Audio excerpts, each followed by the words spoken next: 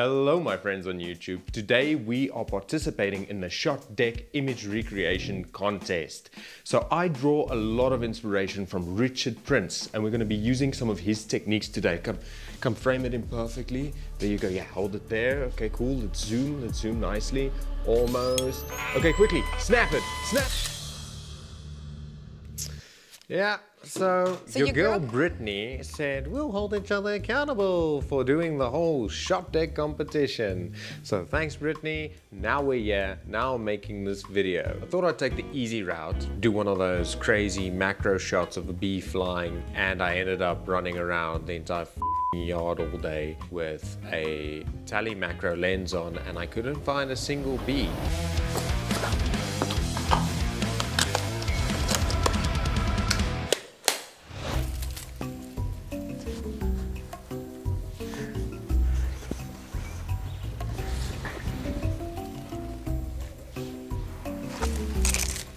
Found a fly.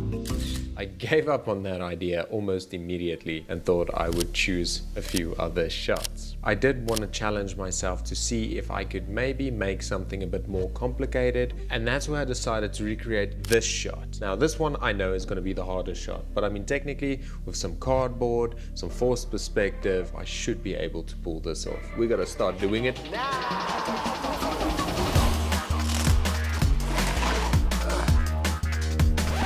So these boxes are defeating me. I'm gonna call it. It's really late. Tomorrow I'll get some glue and give it another shot. So yeah, good night. So it's day 2 of this endless attempt at trying to make a cardboard cabinet, door and all that jazz. So I failed miserably yesterday, but that's fine because I'm gonna go now. We're gonna head to Bolter's warehouse and we're gonna get a glue gun so I can glue this stuff together, some spray paint so I can spray the door, spray the cabinets and make it look a bit more real.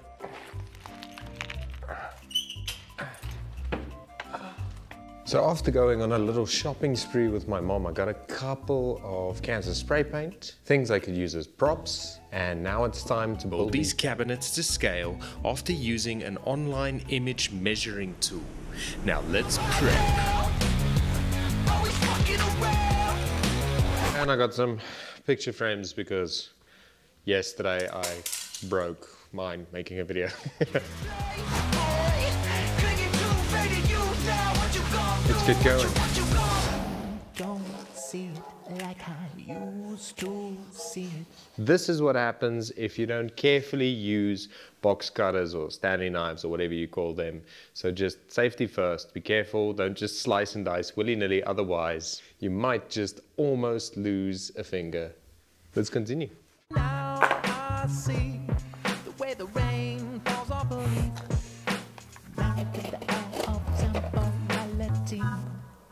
Should've had it down by now. Always fucking around. Ain't got a clue. Had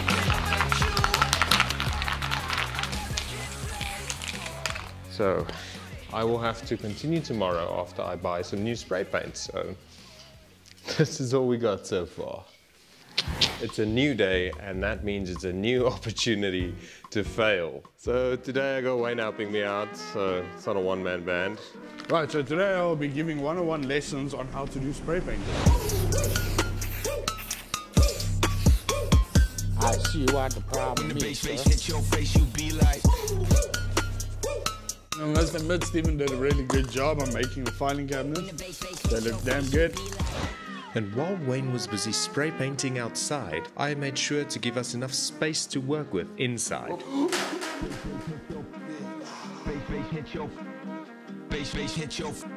When the bass hits your face, you be like.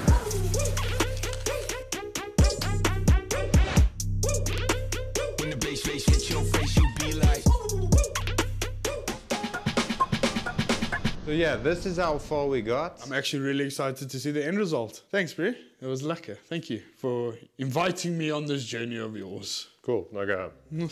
I then cut a perspective hole out of a piece of cardboard and spray painted it black. I then clamped it onto 2 light stands where I moved it around and tested the perspective to see if this would actually work. After doing some tests, I had to light up the scene, so I took my Godox SL100 by and put it outside the window. Can we just talk about how sick this shot looks right now? Although it looked really cool, it wasn't what the original looked like, so I had to get a softbox. I then switched on the roof light and added an extra LED panel to add some fill to the room. Once I was happy with the look, I snapped a photo that I could print later. Then I went to a different location to set up the second room and snap a picture of that. And this is it for today.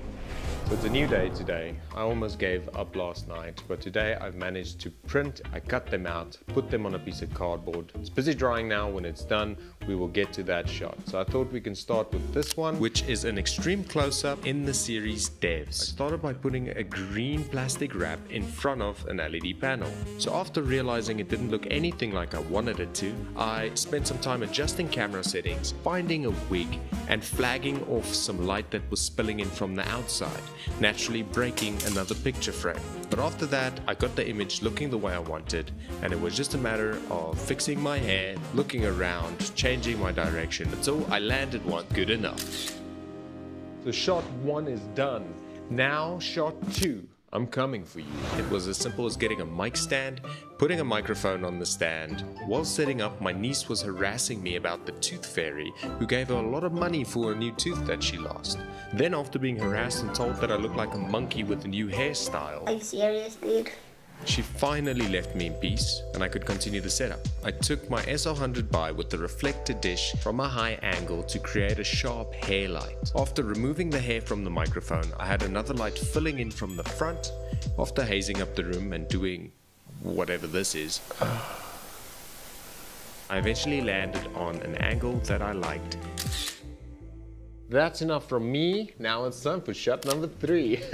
I'm on a roll. With this shot, I put the Godox SL100 by outside of the window. I then added some pink plastic wrap to the window so that I can get that pink peachy tint coming through the window. The second light I put up was a newer LED panel with the softbox on. I put another one of those pink plastic wraps. The third light was a newer LED panel with the blue cover that came with it. I then wiped down the table with a wet cloth, added a crap ton of haze, and then just asked my sister to hang out there. And that is how we got shot number 3 for Super Lonely by Benny. At this point my microphone had died and I had absolutely no idea. So there was a lot of me talking into the camera like an idiot. I was just saying thanks to everybody for helping. So thank you, Annika, for being in the shot. Now it is time for number 4. Get out the door. 4 is the shot that I'm recreating from Better Call Saul. I don't need to worry about too many props and stuff. I can literally just use my screen that's so damn reflective and record myself. I put the Godox SL100 by with the snoot on behind the wig I found earlier for some foliage to shine through a DIY cardboard gobo to get the texture on the wall behind me. In front of me I had the newer LED panel, and above me I had the other newer LED panel with the softbox. So I'm liking the way that this looks, which means I'm gonna shave and get into character. So after my shave, I spent a lot of time trying to fix my hair and get into the right position to get a shot that was close enough. I quickly realized my head was way rounder than Bob Odenkirk, so it was really hard to find a middle ground, but eventually I settled on an angle and got the shot.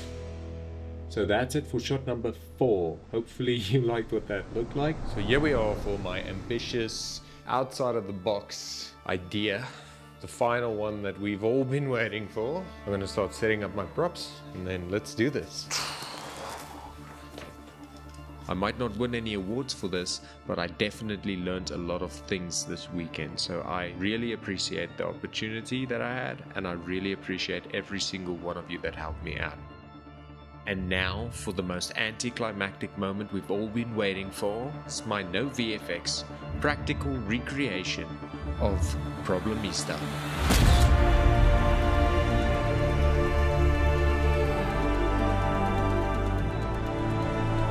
That's a wrap. So this is my final crazy shot. What's the best way to think outside of the box? Well, by getting right back into the box. Wait, how the hell do I get out? Hello? Hello? Hello, anybody? Anybody in there? Oh crap, that's so high. And Maybe I should so, jump. Steve jumped out of the box and found peace 2. in death. He died. Subscribe if you'd like to bring him back to life. Also, don't jump from high places.